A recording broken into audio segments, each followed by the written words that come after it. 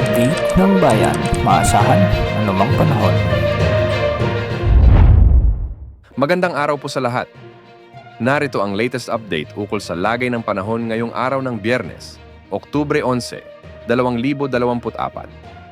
Sa kasalukuyan ay northeasterly wind flow o mahinang hanging amihan ang makakaapekto sa ilang bahagi ng bansa ngayong araw. Nakakaapekto ito ngayon sa Cordillera Administrative Region, Cagayan Valley at Aurora.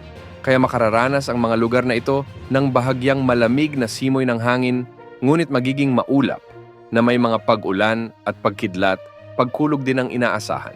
Samantala, may mga inaasahang thunderstorms naman sa Ilocos Region. Pagsapit ng hapon at gabi, posible na rin ang mga kalat-kalat na pag-ulan sa Central Luzon, Metro Manila, ilang bahagi ng Calabarzon, Palawan at Bicol Region. Sa Visayas magiging bahagyang maulap na may mga isolated rains din ang inaasahan sa Negros Island Region, Cebu Province at Eastern Visayas dahil din sa localized thunderstorms.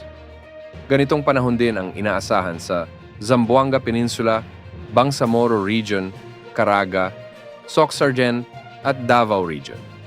Samantala, wala namang nakikitang panibagong low pressure area or bagyo na posibleng pumasok sa ating area of responsibility sa susunod na 3 hanggang 5 araw.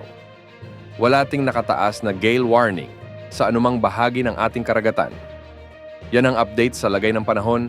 Ito po ang weather update ng bayan. Maaasahan anumang panahon.